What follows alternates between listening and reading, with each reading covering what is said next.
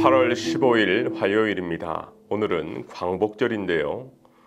일본의 압제 가운데 자주 독립을 허락하신 하나님께 다시 한번 감사드리고 계속해서 하나님을 기쁘시게 하는 조국 그리고 미국이 되기를 기도합니다. 오늘 주시는 하나님 말씀은 사도행전 22장 7절과 8절 그리고 15절입니다. 내가 땅에 엎드려져 들으니 소리가 있어 이르되 사울아 사울아 너가 왜 나를 박해하느냐 하시거늘 내가 대답하되 주님 누구시니이까 하니 이르시되 나는 너가 박해하는 나사렛 예수라 하시더라. 너가 그를 위하여 모든 사람 앞에서 내가 보고 들은 것에 증인이 되리라. 이제 9월이 되면 다시 제자반이 시작되게 됩니다. 지난 1기 때 제자 훈련을 통해서 행복한 시간을 참 많이 경험했는데요. 그 중에 가장 큰 은혜는 참여한 분들이 하나님을 만난 자기만의 간증을 나누는 시간이었습니다.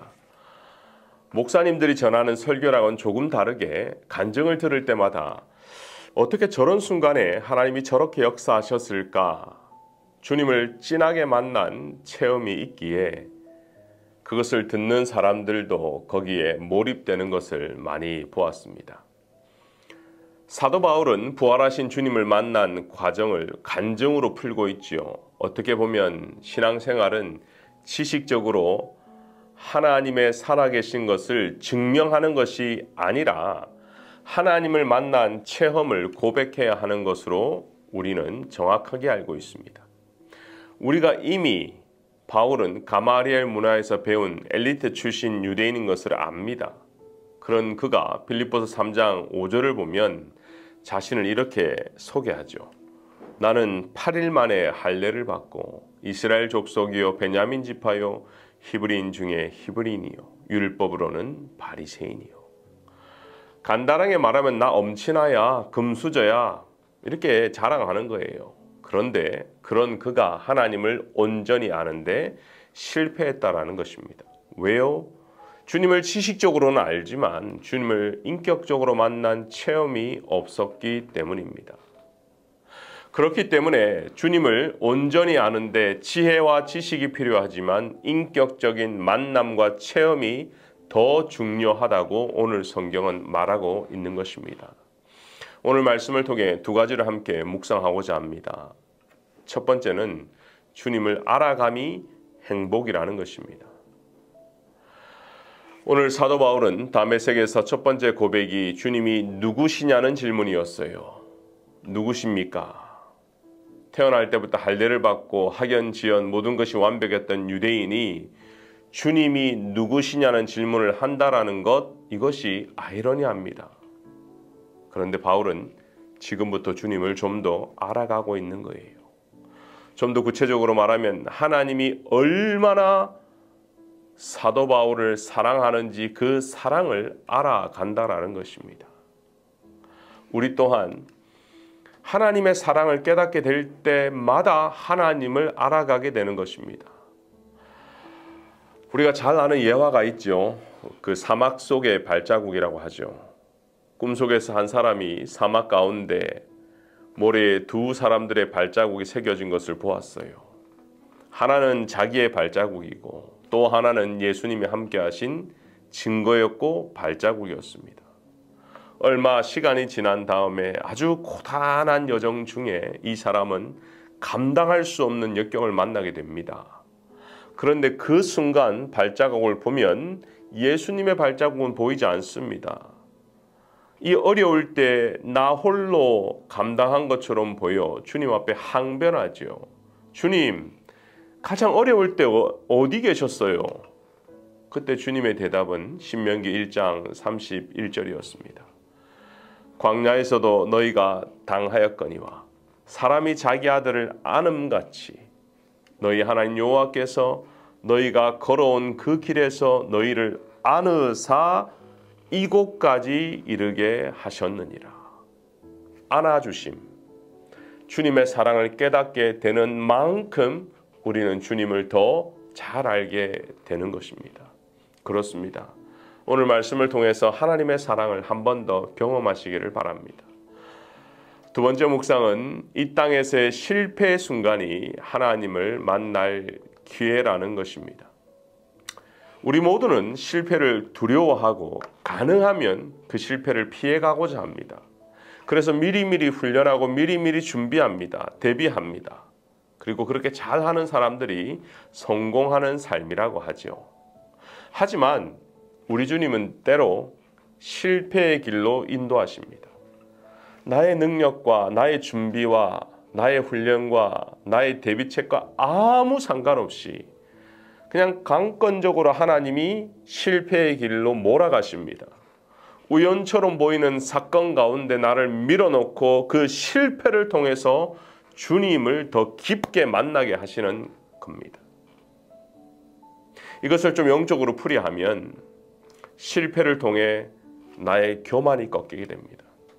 실패를 통해 나의 자아가 더 꺾이게 됩니다. 동시에 주님 앞에서 겸손한 마음이 준비되는 거죠. 오늘 사도 바울은 누구보다 하나님에 대하여 열심히 특심했던 사람이에요. 그런 그가 이방인을 위한 사도로 부름받고 있다라는 겁니다. 유대인의 입장에서는 실패의 삶을 살아가는 거죠. 같은 그리스도인들에게도 오해를 받고 박해자요 낙인 찍히게 됩니다. 그런데 그런 실패의 삶이 하나님을 더 알게 되고 주님 한 분만으로 만족하게 하는 삶, 그것을 경험하게 한다는 것. 그렇기 때문에 때로 실패가 우리에게는 복이 될 수 있습니다. 저와 여러분은 예수님을 따르는 제자들이죠. 그렇기 때문에 우리는 고백하는 사람들입니다. 예수님의 십자가의 사랑과 부활을, 그 은혜를 고백하고 성령이 함께하심, 성령의 깨닫게 하심, 성령의 인도하심을 고백할 때에 우리는 2000년 전 바울이 경험했던 그 은혜를 동시에 누릴 수 있는 것입니다. 그러한 은혜가 넘치시기를 바랍니다. 함께 새 교회를 위한 건축 기도를 하시고 기도하겠습니다. 현 교회 건물이 좋은 조건으로 차세대 신앙 교육을 하는 기독교 학교에 팔리게 하시니 감사합니다. 건축의 단계마다 필요한 재정이 확보되게 하셔서 새 교회 건축이 순조롭게 진행되게 하여 주옵소서. 자원하는 마음으로 헌금을 작정한 모든 성도들의 생업과 가정을 지켜주셔서 감사와 기쁨으로 드리게 하여 주옵소서. 성도들이 드리는 헌물이 꼭 필요한 곳에 귀하게 사용되도록 재정을 담당하는 실무자들에게 지혜와 성실함을 더하여 주옵소서.